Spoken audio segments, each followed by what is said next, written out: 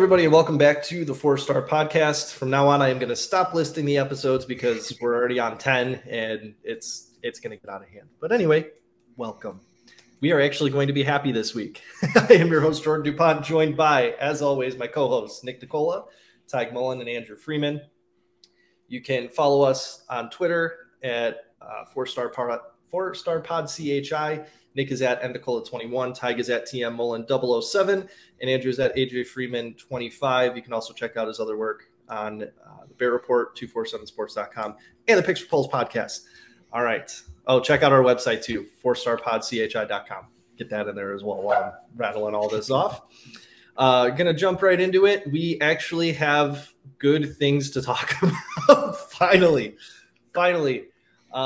Cubs finished up a sweep of the Pirates. First game, what was it, like 10-3, 10-4 or something? We won big. Game 2 came back to win a tight one. Game 3, also a big win, and again, wrapped up a sweep there.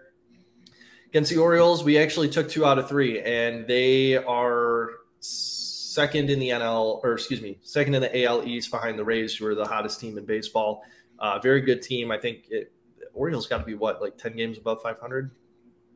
They are. I thought they were like 42 and 27 or something. They're 44 and 27 right now. Yeah. Yeah. So good baseball team. We just won 2 out of 3 against a very good baseball team. Game 1 we won. Game 2 we won. Got the longest win streak of the season of 5 games, and then that got snapped today. But some positives there that we'll dig into. Gentlemen, I will turn it over to you. What even is this team? last week we were sitting here, it's like, okay, they're probably gonna sell at the deadline. Not that they were gonna sell off everybody, but then they turn around, they complete a sweep for the first time since sweeping Oakland. So this is the first time this season where they're able to complete a sweep against a real baseball team, and then they rattle off 5 straight wins to win a series against a really good team in the Orioles. Longest win streak of the season. The division is bad. I don't know. I just don't know. Yeah, I don't want to get my hopes up too much, but I was listening to a little bit of the game on the radio today, and they were talking about how Ian Happ and Seiya Suzuki have made some really, really good adjustments that have kind of kickstarted this whole thing within the last week and a half. Being a little more, I know Seiya and Ian are both a little more naturally, take first, try to work a walk, just get on base any way you can. And they've switched it up to be a little more aggressive. And I know that certainly will help Seiya, because I think he's like number 1 or number 2 in missed strike calls outside the strike zone. So when he takes a pitch that is actually a ball, but it gets called a strike, he's like number 1 or number 2 in the league with that. He's been getting burned real bad. So if he's a little bit more aggressive, that's going to cut down on that a little bit, get him on base a little bit more because the bat's there. And if Ian Happ's doing the same thing as well, that's just more men on base and more chances to score. And we've been hitting a lot better with men in scoring position lately. So yeah, it's like, I don't know, it's like echoes of 2016, 2015 though, man. This team is either like super hot and can't be stopped or super cold. But yeah, I mean, it's a good week. It's a good step in the right direction. Obviously winning that many games against the Pirates is huge, and we're playing the Pirates again this upcoming week. If we can win that series again too, the Reds are red hot. But yeah, so they'll probably take first before the week is over, as long as they keep it up. LA De La Cruz is everything as advertised over there. Anyways, but we definitely have a chance, and I'm excited to see when we play more divisional rivals again, because we got the Pirates coming up. We have the I was about to say it. Okay, all right, cool. We have the Shitbirds coming up too. That's a very winnable series, and then I think we have somebody else. So that's the London series. That's a London series. Yes, it is. Yeah, so that'll be interesting, because anything going international, it's like all bets are off. I'm terrified for the pitching. They're busting out the juiced balls. They're busting out. Oh yeah, I know. Yeah, 100%. It's going to be. Ugh. They had to back up the fences. Sorry, they had to back up the fences. Like they were even like, all right, maybe this is a bit too short. So we'll see how crazy it is. Well, where are the fences at right now? For London, I didn't look up the dimensions, but I just see that they had to back them up. It's at Wembley, right? Is it? I know it's in London. can look that up. I just know because it was the Yankees and somebody else that played in London last, correct? It was Yankees Red Sox, I believe. Yeah, and they were just hitting. I mean, it was like what, a 13-11 ball game. I mean, it was crazy. So London That's Stadium. true, yeah. London Stadium. So yeah, I can see, because that's not real baseball. Like if you really want to get international fans, you got to show them the real game. And if you're just hitting dinger after dinger after dinger, it's like, all right, that's not Jordan. Well, if you want to get international fans, that's exactly what you do. If you want to get international fans, yeah, I was gonna say it's the Greg Maddux Tom Glavine. It's the Greg Maddux Tom Glavine commercial. Chicks dig the long ball. It's what it is. I mean, I was gonna say, like, baseball hasn't been more popular since the steroid era, where they were getting dinger after home run after home run after home run. Like, that was the most popular era of the sport. So, I mean, if you want to sell that to international fans, I say, I guess why not? You guys are right. I just, my guilty conscience won't support a bait and switch maneuver on that. But anyway, circling back to the Cubs here. I know so the Pirates series is like, I'm really looking forward to that over these next few days. Do we have tomorrow off or no, we just go right to Pittsburgh, right? Anyway, not a huge thing, but the Brewers are actually in the division lead right now because they also curb stomped the Pirates. So Brewers are in first place. I know we're 4 games back right now because the Brewers swept the Pirates too. Mm-hmm. And then the Reds, like you said, I think they're on like a 8-game win streak or something like that. If I remember right from last time I checked. So a little bit of ground to make up, but anytime you can stomp on a division rival, it's a good thing. So I'm very much looking forward to this, and these should be winnable games. We all knew the Pirates are exactly who we thought they were. Repping the Bears. Going into, I think after game 1, after the Cubs took game 1 against the Pirates, I said, it's like, look, we've got the series against the Pirates, the Orioles, and then we have the Pirates again after that. Now would be a very convenient time. If the Cubs were going to get hot and make a run, like now would be the time to start rattling wins off. They seem to be doing that so far. Hopefully it continues into the series in Pittsburgh and they go from there and just keep building that momentum. Yeah, it's literally Pirates and Cardinals next week. Those are very, very, very, very winnable games that we need. The worst team in the National League, St. Louis Cardinals. Yeah. The worst team in the National League, St. Louis. God, that feels really good to say. That feels so good to say. Oh, love it. Well, it would be a shame if they lost them next week. Then, now that we're jinxing them. You're the ones who were putting the jinx on them. I didn't. There was no jinxing involved there. It's just a pragmatic look at what needs to happen in order for us to move forward in the standings. Yeah. Well, it is a very favorable stretch coming up here. So if they are going to take advantage of that, this is the week or so to take advantage of that. Yep, 100%. And coincide with, to kind of just get back to like a little bit of analysis here, so we don't just talk about how great it is that the Cardinals suck for the first time in our lives, basically. Yeah, the Cubs getting hot coincides with 2 big names coming back to the lineup. That's Bellinger and Justin Steele. So I don't know where we want to start with that. Yeah, Belly's been looking good. I know he hit a triple today right before Morel knocked him in with another dinger. Justin Steele pitched, 5 innings, a 2-run ball, or did he get pulled at 4 2/3? I honestly don't remember if he finished the 5th or not. I know he was on a pitch count. But no, he did. He finished the 5th. I remember. Okay. I was watching that one. He did finish the 5th. So he got five innings of a 2-run ball, and then he qualified for the win because he gave up a home run to Adley Rutschman, who I think, as Teige said in our group chat, or was that Nick? That might have been me. If you're going to pitch to him, don't leave a breaking ball. Don't hang a breaking ball to Adley Rutschman. But yeah, other than the one big mistake pitch there, Steele looked really good, qualified for the win because we came back and got another run in the bottom of the 5th. So strong outing again, like we've been hammering home. What we need from this team's pitchers is 5 innings of 2-run or less baseball. And that's exactly what Justin Steele gave us on his return. And he was looking really, really strong. I agree. I don't know. And then Gosh, what else we got? Bellinger come back. What do we think of what do we think of him playing first?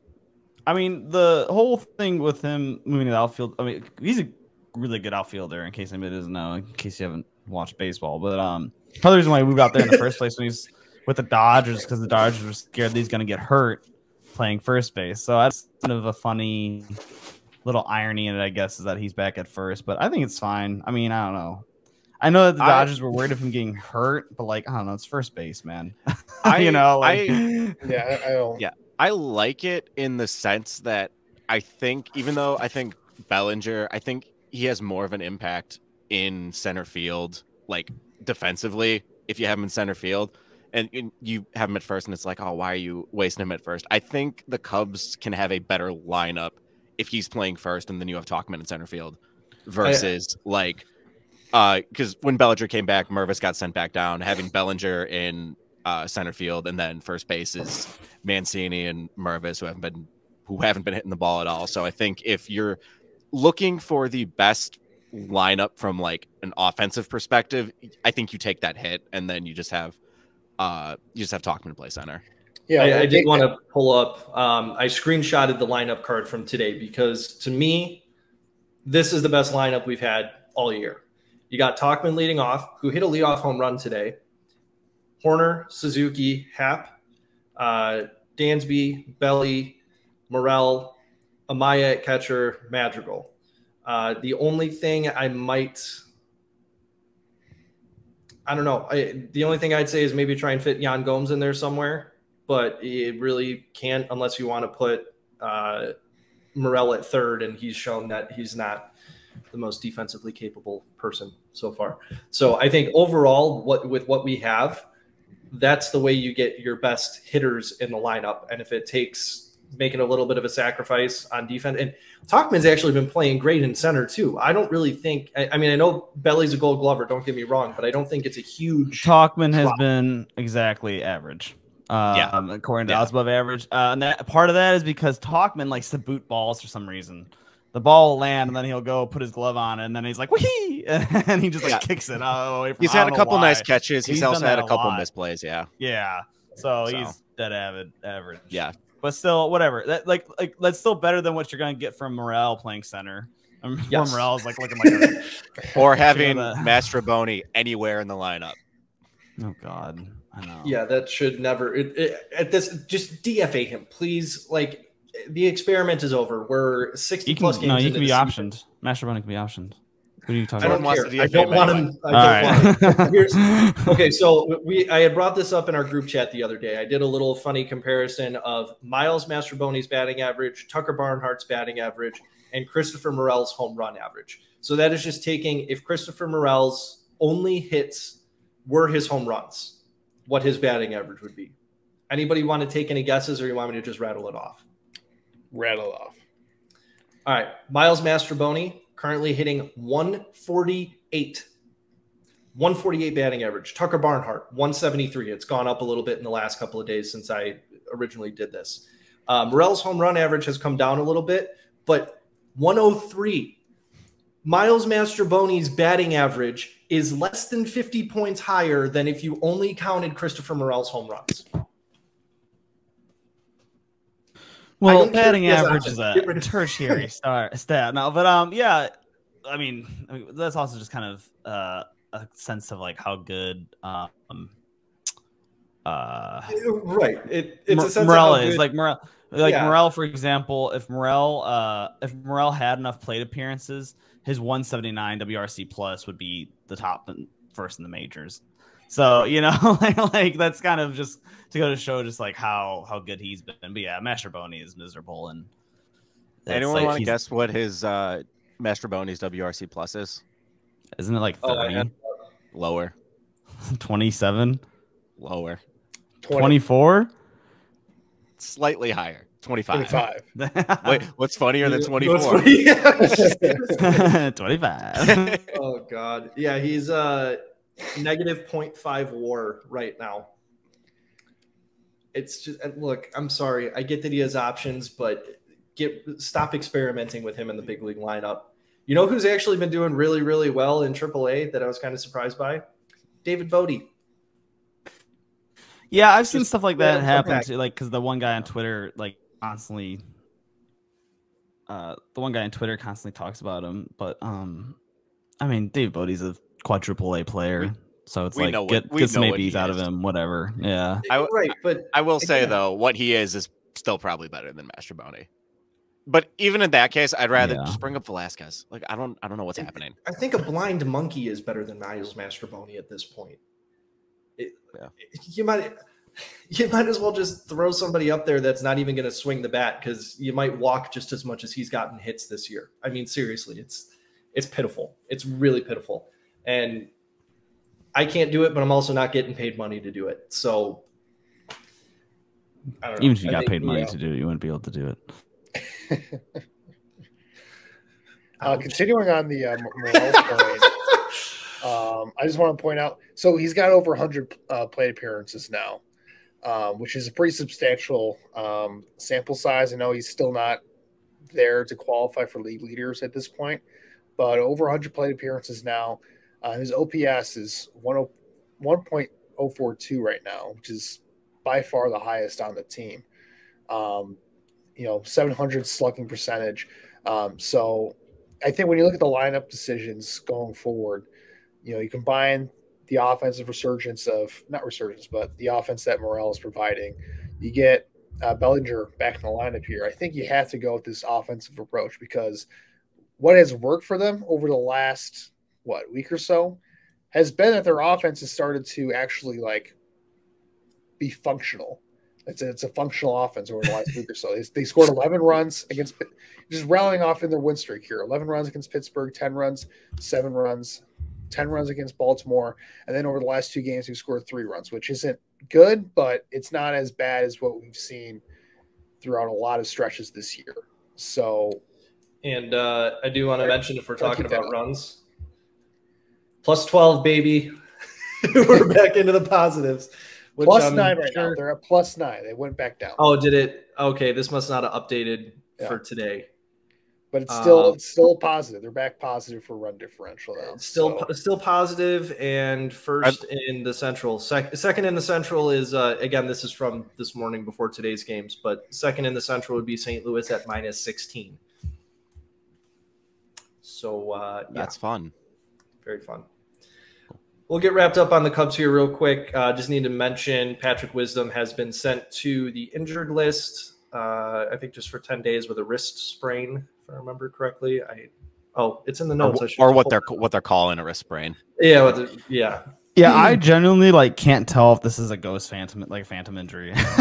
Maybe I don't know if the Cubs maybe it's a little bit of both, where they don't want to be you're getting sent down, but maybe he's got a little soreness in there. It's okay, we'll put you on the IL and then we'll rehab you in Iowa or something, air quotes around rehab.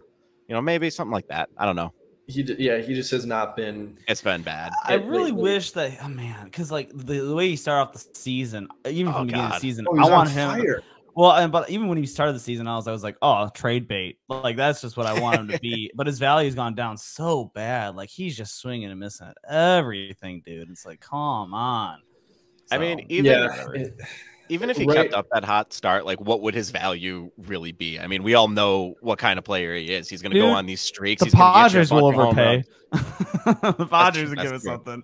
That's true. Yeah, right now, I know we're not fans of WAR on this channel, but right now he is sitting dead even at 0 WAR, hitting 196 with 14 home runs, 285 OBP, 467 slugging, 752 OPS, and a 101 OPS plus. So he's literally just average, and the only reason he's average is because of the freaking home runs, because his batting average sucks. So he's not getting on base unless the ball's leaving the park. So yeah, unfortunately, I don't think somebody might pull a trigger on him for trade bait, but yeah, it does suck kind of seeing him from where he started this year, keeping dead even with Pete Alonso for the home run lead, to just bat going completely quiet. Somebody get that man some Jobu.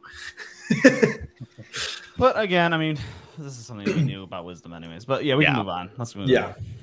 All right, moving on here. I'll get it wrapped up. Want to just, again, fill in on the schedule. Tomorrow, Tuesday, Wednesday, we are at Pittsburgh at it is PNC Park, right? Yep. Okay, cool. Did have that right. And then we're going to be, they get 3 days off. No, 2 days off to travel to England to take on the Cardinals in London Stadium. So next up, we have the Blackhawks. Yeah, we don't have much. Connor Bedard's going to be a Blackhawk in 10 days, and that's where we're at right now. We're still riding. I just find it funny because like even me seeing it, that I wrote the note that we have because like on Twitter, everybody's like, well, theoretically the Blackhawks, like it's like some fan of like the Leafs or whatever, and they're like, we could trade them this, and this. No, and it's like no, it's not happening. Like the name is already turned in. the answer to any Connor Bedard trade or number 1 overall pick trade is no. That is the answer. This is the NHL. This is a hard cap, salary cap league. You need to have your good players on good contracts, and there is no more valuable asset than a superstar that you only have to pay like $900,000 a year for the first 3 years of their contract. And that is Connor Bedard. All right. If the Hawks were going to trade that pick, all right, the offer starts in Edmonton for like McDavid and Draisaitl with their salary retained and like their next 6 first-round picks or whatever.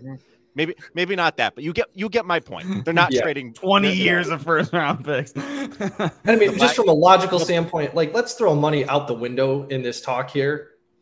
Why would you give up your chance at the next McJesus? I'm just, for those of you that don't know, that's Connor McDavid's nickname is McJesus. I'm not just saying that, but everybody's comparing this guy to the next Connor McDavid, and it's like, why would we trade away from that? It makes 0 sense. No, Kyle Davidson, if you trade away this number 1 overall pick or don't pick Connor Bedard, he's not trading the pick. I know he's not. He's not going to pick anybody that is not Connor Bedard. He's not picking Fantilli. He's not picking Mitchkov, Carlson. Nobody. No, he's picking Connor Bedard. It's already been written in. Buy your jerseys now if you can find somebody that's willing to do the stitching, because NHLShop.com won't. But yeah. All right, moving right along. Onto the Bears, we have a lovely story that's come out about Chase Claypool. Andrew, you want to cover that one? Well, the big thing for the Bears is they wrapped up mini camp over the past week. So the Bears are officially off to their summer break, so to speak, I guess, if you want to call it that, summer off season. So the next time we're going to be talking any Bears is probably not until training camp. But yeah, there was a story that came out. I forget which beat reporter or who. It was Sylvie. Sylvie reported it. Okay. So Sylvie reported that that Chase Claypool, I guess, like the Bears are disappointed with his work ethic inside the building, or just disappointed in him in general. Which I know we have written in the notes here that's a BS rumor. Honestly, I've been hearing this ever since they made the trade back with Pittsburgh. So I'm not like I'm just saying, like, from the people I know, that this is not like a new thing with Chase Claypool. This goes back all the way to Notre Dame with him. But the timing is definitely gives me vibes of like it's the off season. There's literally nothing to talk about. So why not? Let's throw this out there and just talk about it. Like that's the part of it that I don't really like that very much. And I do want to interject here real quick. Andrew does have legitimate sources just from his work with the Bear Report. He is proven to be. I wouldn't say I'm like dialed in, but you talk to people. Right. I'm just saying you have more sources than the three of us or your average. If he told you how he gets his information, he'd have to kill you. Right. And that's certainly not asking for that. But just want to say that the information Andrew does get is credible and a little more in-depth, I would say, if you can correct me if I'm wrong, but a little more in-depth than your average Twitter user. Meathead. I think it's a fair way to put it. But yeah, I think it is kind of ridiculous, though, that we're talking about this right now because, like, whether, Chase Claypool is not meeting expectations or not, the fact of the matter is he couldn't participate in minicamp because the Bears literally did not want him participating in minicamp because he was dealing with an injury right now. Like, why would you risk him getting hurt in literally practices where they're practicing 7-on-7 and on air, for most of these practices minicamp? Like, let's just be real. Like these practices early in the off season aren't that important in the grand scheme of things. You want him healthy first and foremost for, week 1 of the regular season. So I don't know. I do think there's something there because Claypool as a player, like you look at like his workout numbers from when he was coming out into the NFL, like his combine workout, like he's a ridiculous athlete, like 6'4", 240 pounds, or like a 4.3 40 or something ridiculous, had like a huge vertical jump. Like this guy is an insane athlete. But like with that said, like if he's just insane athlete, like why is he not a first round pick in the drafts? Like why is he getting traded away on his second team right now? Why is he not getting, in talks for an extension? Like there are a lot of, holes to poke in his game that can be attributed to, I think, work ethic. But yeah, the story itself coming out now is just, I don't know. It's pretty silly to me. Well, and Justin Fields also was quoted a couple of weeks back as saying that he's getting along really well with them, and yada yada yada. So yeah, and I don't think he was prompted. Like what I don't remember exactly what he was asked, or if I think he brought it up unprompted. He wasn't like asked like, "What do you think of Claypool?" And he's like, "Oh," like some sort of canned response. No, he like actually proactively brought him up. So well, and I would like to point out, in case anybody's forgotten, after DJ Moore got traded, it was Justin Fields, Darnell Mooney, Chase Claypool, and DJ Moore that all went to a Bulls game together, like right away. So you can't tell me that they haven't been hanging out. Yeah, I'm just saying, he still went and hung out. It's the off-season tag. Receivers. So it's not like he's, sitting in a corner hiding and not trying to get along with these guys. I think, there's something to be said for that. So yeah, I mean, ultimately, like Nick kind of said, it's the off-season. I think you can read too much into things either way when it comes to these rumors and these stories like this and stuff like Claypool hanging out with teammates. Like ultimately what matters is how does he produce on the football field this year? Because he's going into a contract year. The Bears invested a second-round pick, which ended up being the first pick in the second round from this past year's draft, in him to bring him in. And so far he hasn't lived up to that, whether that's his fault necessarily or not. There's a lot of factors last year kind of played into him, like this not being very good last year, but this is going to be a big year for him. He has a lot to prove. He's got a second contract on the line here. He's got, his place in the organization on the line. So it's going to be a huge year for Claypool. And regardless of, the work ethic stuff, which again, it's not a new thing for Claypool that, people are questioning his commitment and work ethic. But, ultimately, like this is like the key year for him. And I would imagine that he's trying to do everything he can to set himself up to get, to have a nice season so he can get a nice payday this next off season. Definitely would say it's put up or shut up time for him if he wants that payday. Last but not least, well, kind of least, if we're being honest, got a little bit of Bulls news. What do you guys want to talk about it? Bulls fans to the right here. So there was a report earlier in this week per Jake L. Fisher on Twitter. The Chicago Bulls have started contacting teams and are quietly gauging the trade interest in Zach Lavine. So, as if you've listened for the past few weeks, whenever we mention the Bulls, I am fully like on my soapbox saying to blow it up. And, obviously I don't think that's what they're going to do, but this gives me a little bit of hope that maybe, they might be heading in the right direction in terms of blowing up the team. Yeah. I'm going to be real with you. It ain't going to happen, but no, I agree with Jordan, but what's your point? They can shop them all they want. They're not actually going to do it. Well, good segment, guys. Especially like, Nick, I think you made this point in our group chat, but this is like 2 years too late. The stock on Zach Lavine has kind of been trashed by the fact that the Bulls can't put together a playoff run with this strong core that they have. So if they get rid of it, I don't even not how to describe it, but a strong core just in the sense that, like we've been talking about in the past, you have these three guys that have spent more time on the court together than any other. Correct. Yeah. Three guys on any other team. So it's supposed to be our strong core. It's just not. So I think the stock on Zach Lavine is probably low right now.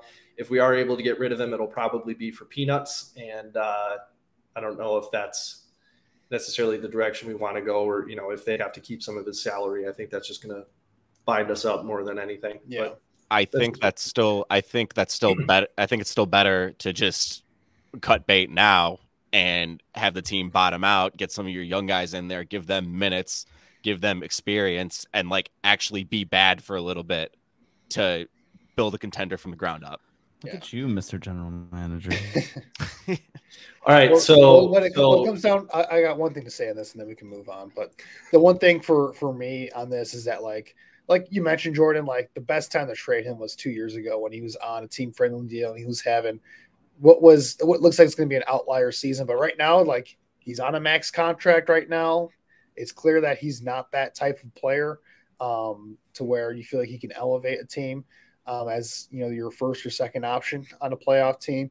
And the Bulls are kind of stuck. So I guess the way my thinking is that if they can get a top 3 pick for Zach Lavine and maybe get Scoot Henderson in his upcoming NBA draft, I think they would jump at the chance to do that. But I don't think any team's going to be giving up a top 3 pick for Zach Lavine at this point. So I think it's worth making the call, but ultimately, I think you're kind of stuck here until you can find a better option. I mean, we just saw today the Bradley Beal trade went down, which I'll be talking about later, spoiler alert.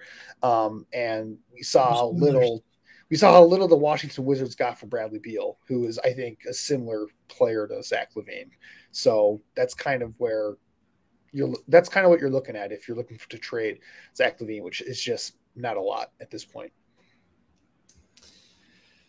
So looks like Nick, you're the new Karnasovis. Teige will give you the Cubs. You can replace Jed, and so far Ryan Poles and Kyle Davidson. Kyle Davidson. I don't know why that slipped my mind, but those Kyle Davidson and Ryan Poles, you guys are safe for now. But we got half of our podcast taking over half the teams.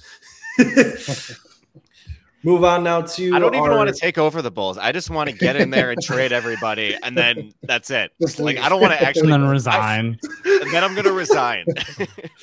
I'm going to cash out. Go on. F you. You're cool. F you about. Well, Nick, if you want buy myself a private island and then just live out my days. Nick, if you wanted to cash out, then the Reinsdorf family is probably the worst team to work for in terms of trying to cash out, because they'll find any excuse to pay pennies on the dollar. Okay, for anybody listening or watching, I have a challenge for you. Go back through, listen to all of our Bulls coverage, and if you can find me an episode where Andrew does not shit talk Jerry Reinsdorf, if there's one episode where no Jerry Reinsdorf shit talk happens, I'll come up with something. Just message our Twitter or contact us. Jordan, it is impossible to talk Bulls without shitting on Reinsdorf. Well, that's my point. It's a challenge. That's what you have to do. It's tradition at this point, I think. Yeah, it is tradition. Yeah. All right, I'll move on now to our stars of the week. Oh man, did we have a fourth one, or are we just kind of? Yeah, we did. We did. Yeah. Yeah. Anyway, that was the first one. Christopher Morel, okay. You get the first star. Moving on. Yeah, Christopher Morel. I made this funny little note. All the hits aside, because the dude is just raking right now. It's awesome. It's so exciting to see. He's like Javi Part 2. But all the hits aside, I'm more excited about the fact that his strikeout percentage is around 28 after today. It's 28 point something. So it's less than 30% finally. And that's what gets me excited. So Christopher Morel, the stars for you. All right, I'll do number 2. Mike Tauchman, you get another one, dude. Still hitting about 280, 102 OPS plus. Like I mentioned, hit the leadoff home run today. Unfortunately, we weren't able to really do anything with that. But again, as we were discussing, league average outfielder, but hitting really well and filling in the lineup nicely and doing well from that leadoff spot. So Mike Tauchman, Fremd High School graduate, Chicago area native, this stars for you. And then I'll take our last star of the week here. It looks like Julian Merriweather. The thing for him is hasn't allowed to run in 11 appearances so far.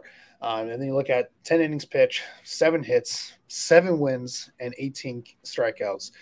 He's just pitching. Not 7 wins. 7 walks. 7 walks. My bad. We should have clarified that, Nick. Yeah. Come on.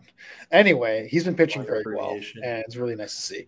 So, I mean, we talked about all year long how the Cubs pitching has been a strength for them, and that continues to be the case with the way that he's performed so far. So, if hopefully he can keep that up as we get to the dog days of the summer here.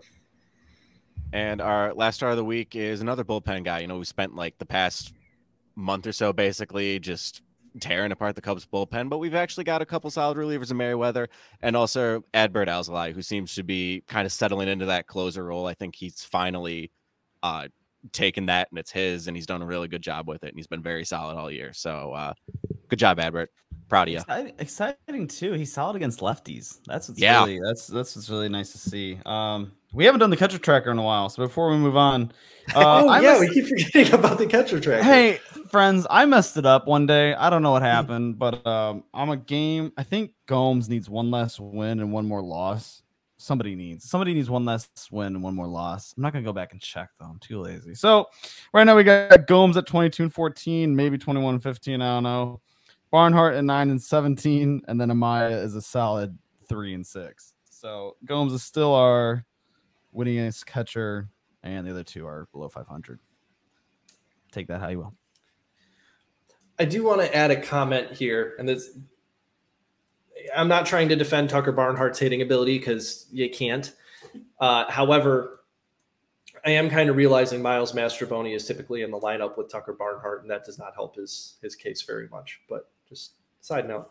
But that's oh gosh, we're not gonna get into it. But like that's what's so frustrating. It's like why, like Ross, like why would you put your weaker hitters? Bob Melvin of the Padres does something similar. It's like when they decide to give guys off days, they're like everybody gets the off day, and it's like, dude, now you got like AAA, AA hitters like trying to keep up the slack, and that's a bad idea in my opinion. But whatever. I'd agree. But now, okay, so SWFU, don't think we have anything. Nothing was messed up this week or this past week. So we'll move on to the complete 180s. Andrew, I'll let you go first. So I previewed this earlier, but for those who haven't paid attention to the NBA today, we had a little bit of a blockbuster trade as Bradley Beal, he's a multi-time All-Star, was traded from the Washington Wizards to the Phoenix Suns for, I think, look at the details here. So the Suns are sending Chris Paul, or the corpse of Chris Paul at this point, because that guy is cooked at this point at his age. Landry Shamet and his awful contract, and like a bunch of second-round picks and first-round pick swaps to the Washington Wizards for Bradley Beal. And there's a couple angles here that I want to touch on. It seems like, I've been like the movie review guy and the NBA guy with all these 180s. But anyway, moving on to this right here. The reason why I want to talk about this is because it kind of touches on two ends of the spectrum for, bad trades, because in my opinion, this is like the ultimate lose-lose trade. I don't see how either team benefits from this trade, but this is just the wacky things you see in the NBA when you get desperate owners and incompetent franchises. For the Suns, it's a bad trade because, when has these manufactured, super teams ever worked, really? Like, we've seen the Brooklyn Nets fail at this twice, one with Kevin Durant, which Kevin Durant is with Phoenix right now. He's trying this again for some reason. By the way, Kevin Durant is super soft for basically trying to create a super team everywhere he goes since leaving OKC. I just cannot stand the way that guy goes about his business there. But hey, man, don't hate the player, hate the game. All right. But anyway, I mean, it just shows that like the Suns, they have a new owner. They're looking to make a splash by getting a big name here. And they're just taking the wrong lessons from what they did in the last postseason where they lost to the Nuggets in the second round. They lost not because they don't have star power. They lost because they don't have a bench. They don't have role players. They don't have, quality guys that can play with their star players. And this just makes it incredibly more difficult because they've given up all their picks now with the Durant and Beal trades. And because of the new CBA rules, they don't have, any flexibility to sign free agents. On the Wizards side of things, The Wizards, by the way, are the only franchise I think are run worse than the Chicago Bulls. So the Chicago Bulls have that going for them because the Wizards got absolutely nothing for their best player, their star player, multi-time All-Star Bradley Beal. And this is a warning to the Chicago Bulls, I should say, of what can happen in the Zach Lavine situation because he's on a max contract right now.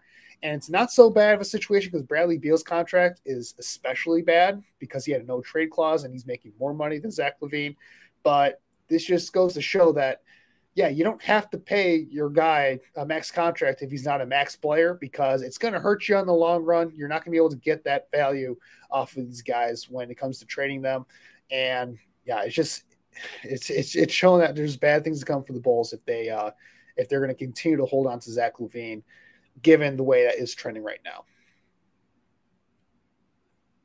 All right. Some good insight there on the current state of affairs in the NBA. Are we having Teige go next? I saw he's next on the list, but normally I'm next and then. No, we just write them in, however, but you're next. Okay, cool. Just want to make sure. All right. So the title of my 180 today is Rob Manfred is a dirty, rotten, no good son of a bitch.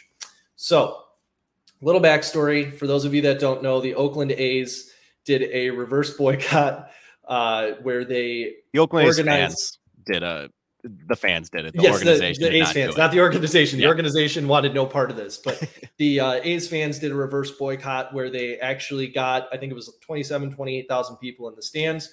They did a crowdsourced sell t-shirt that a bunch of people wore to the game, made it rowdy, and they did a silent fifth inning in protest of what John Fisher is doing for the team. And when Rob Manfred was asked about this is a direct quote. I mean, it was great. It is great to see what is this year almost an average Major League Baseball crowd in the facility for one night. That's a great thing. Rob Manfred, you suck. I understand you're the commissioner and your job is to protect the owners, but this is a bunch of horse shit. Sorry, I'm swearing a lot, but it's one of those days. You have a fan base that has shown they are passionate. You have an owner that has shown he does not care about anything other than making money. And yes, making money is great. We all love making money, but you're the owner of a professional sports franchise. You have an obligation. If the Ricketts tried to up and move the Cubs out of Illinois, there would be fires everywhere, protests, all kinds of crazy stuff. It's never going to happen. I understand the A's have relocated a few times. They were originally in Philly, then they moved to Kansas City, and then they moved to Oakland. But they've been in Oakland since what, the 60s? I mean, we're going on freaking 60, 70 years where they've been in Oakland. And this is the last major sports franchise this city has. And you know what? When they want to be, they are a dedicated fan base. But they have Excuse me. Sorry. Golden State Warriors are right across the street, buddy. I just they took them out of Oakland. They took them out of Oakland and moved them to San Francisco. So it's still across the bay. They took them out of Oakland. They're not moving. Yeah, no, they're in San Francisco now. Yeah. They're in San Fran, dude. A while ago. A couple of years ago. Yeah. Anyway, they didn't have to change the name. That's why it went under the radar. Yeah. So yeah, this is the last professional sports or major professional sports organization the city of Oakland has, and they can be a very dedicated fan base, but they have not had anything with the A's to cheer for in the last 20 years. And they've had ownership. I think they're on their third owner in that time frame. And I understand the Coliseum needs to go. It's time. It's a very, very horrible ballpark right now. But I just feel for the people in Oakland, and the fact that you got the commissioner of baseball openly mocking them for showing their displeasure, it really, really rubs me the wrong way. So, Rob Manfred, you suck. I don't even think he's openly mocking them. I think he's just so disconnected. That's honestly the biggest thing. No. If you watch the video, he has a extremely sarcastic tone. It is. I'm not gonna lie. It is a really. I'm not gonna lie. It was a pretty funny comment. I'm not gonna lie. Like I get kind of funny though. I get why A's fans are mad. I get why baseball fans are mad, and I understand that. Hey, you're the commissioner of the league. You probably shouldn't say that. but I got to give credit. It was pretty funny. That, but it is such a shame for the Oakland fans. I have been in the Coliseum when it was better than this whole nonsense. I went there like 5 years ago. The fans are great. The experience is great. They played the Astros. The fans were rowdy, and it still wasn't like max capacity. I wish I could have gone to that reverse sellout, the reverse blackout game. That would have been sweet because the fans are great. So Oakland, you guys, you definitely deserve better. I feel for y'all. And I didn't even touch on John Fisher being a scumbag either. That was, you could do a whole another 180. Just next week for you. Yeah. Next week. Yeah. So yeah, we do sympathize with you, Oakland. I really hope somehow you guys are able to keep your team. I heard somebody say that the best way to have that happen is if they go on another 21-game win streak like they did in 2001. Very unlikely. I think, I don't even know if their win streak's still going. But yeah, we feel for you guys. We're in solidarity with you. Hopefully they stay. I don't think it's going to happen though. No, it definitely isn't going to happen. But yeah, hey, my 180. So friends, completely different.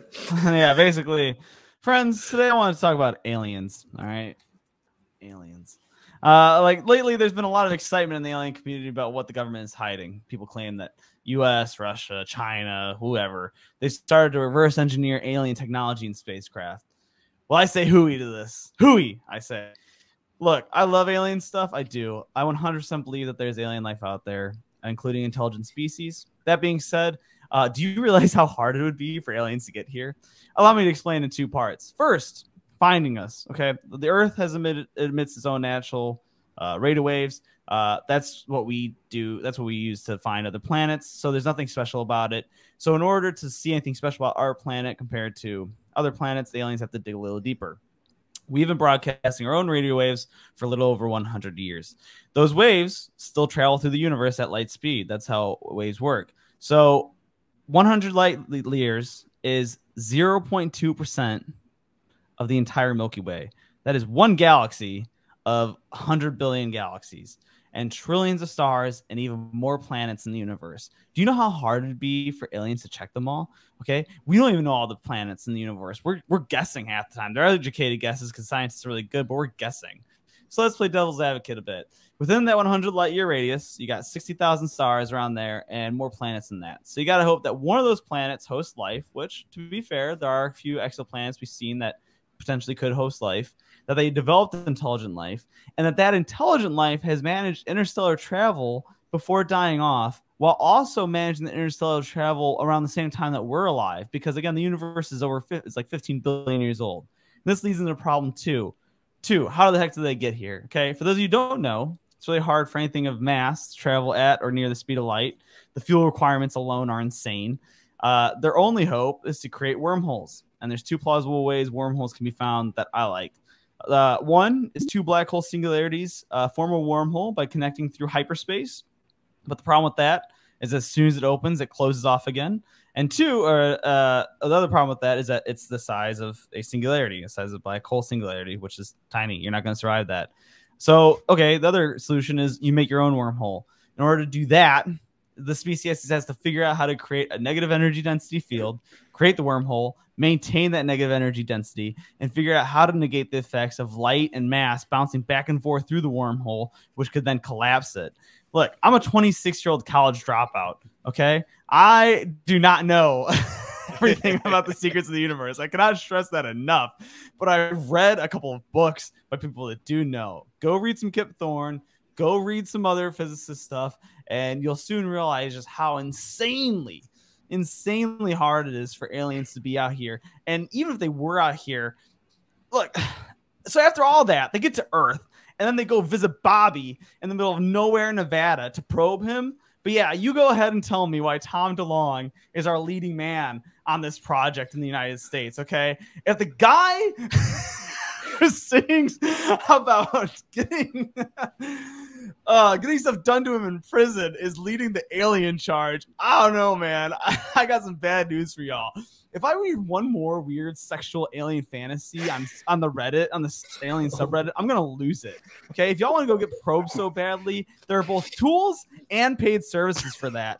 Stop asking ET to magically find you and do it for you. It's about the thrill. It's the sexual thrill. I know what you're all thinking. All right, to wrap this up, I know what you're all thinking.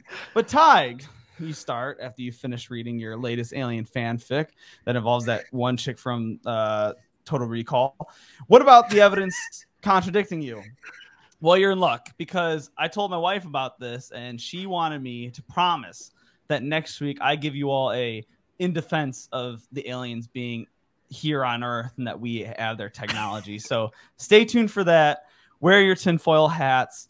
Aliens built the pyramids. That's all I got.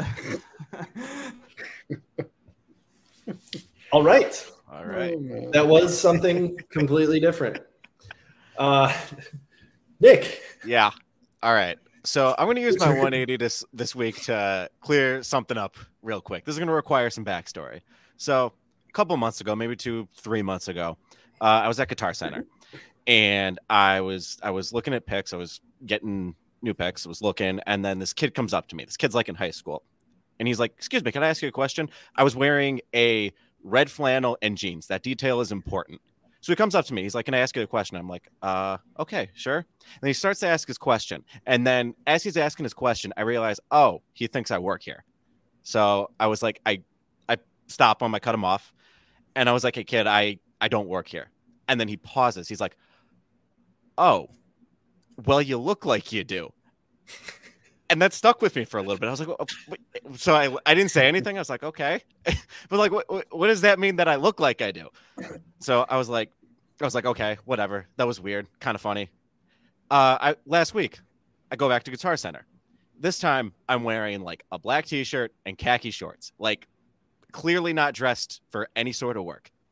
I'm with my friend AJ. He was playing the acoustic guitars. I go in there to talk to him. As I'm leaving, dude asks me, "Hey, do you work here?"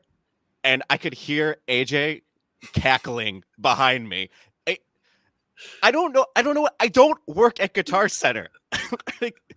like that's twice. My last 2 visits to Guitar Center. I've had somebody like ask if I work there. Do I just give off the vibe of someone who's just like disappointed in their life and mildly annoyed to be wherever they are at any moment? Yes. I don't work at Guitar Center. 100%. You 100% need to get a job at Guitar Center. Yes. Now I feel like I need to go online and buy a shirt only to wear at a Guitar Center that says "I don't effing work here." Anyway, that's all. That is all. That is the thing I have to clear up. But PSA: Nick Ticola does not work at Guitar Center. Not even as like a part-time? Not even as like a part-time. No. Okay. If anybody's watching this and they bump into Nick at Guitar Center, ask him if he works there. I swear to God. The cops will be called.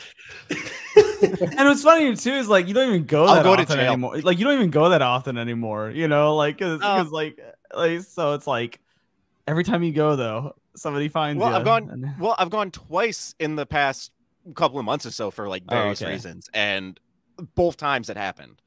So like if I go back in like a month and it happens again, I'm like, okay, what the hell? It's just the vibe you give off, Nick. It's the vibe I give off. Yeah, it's your aura. I think it makes total sense. I don't know that I want to give off the aura of a Guitar Center employee. I mean, when I look at you, I see a Guitar Center employee. Like it just screams Guitar Center. It's gonna be that's my Halloween costume. Yeah. Like that's my friend Danny did work at Guitar Center for a little bit, and he definitely has a much different vibe than you. And I would definitely say Danny has more of a Guitar Center aura. Mm-hmm. He has the cool salesman that you want to talk to. You have like the nerdy salesman that like somebody needs to like get technical stuff from, you know? Like Danny's like, oh cool, like I can talk to this guy about some music, but I'm not actually gonna ask him about a guitar. Mm-hmm. And you're like, you know, like you seem like you're a little boring in your private life, but you know, maybe. Wow. Thanks. You're welcome. I mean, let's be real. Is he wrong though? Let's be real for all four of us. We together for 2 hours every week and make a freaking podcast. So I don't know what that says about us, but this is how we fill our time. This is what we do in our free time. We're all a little bit passion project. I wrote my 180 on Monday. You know, like this thing was ready to go. Oh man, at least we know how to laugh at ourselves. It's important. All right, I think it's about time we get wrapped up here. As always, thank you everybody for watching. This was definitely a fun episode, a lot more positive. Thank you, Cubs. Be on the lookout, though. We are getting into the dog days of summer here. Football doesn't start for 70 days. Hockey doesn't start for a while. Basketball doesn't start for a while. So we might be changing up the format a little bit here just to keep it loose and fun. Until then, I, again, am your host, Jordan DuPont, joined as always by Nick DeCola, Teige Mullen, and Andrew Freeman. You can check us out on Twitter at 4starpodchi. Our website is also 4starpodchi.com. Nick on Twitter is at mdecola21. Teige is at tmmullen007. Andrew is at ajfreeman25. You can also check out his other work for the Bear Report at 247sports.com and the Picks 4 Polls podcast. Until next time, everybody, we'll be back ranting and raving again next week. Take it easy.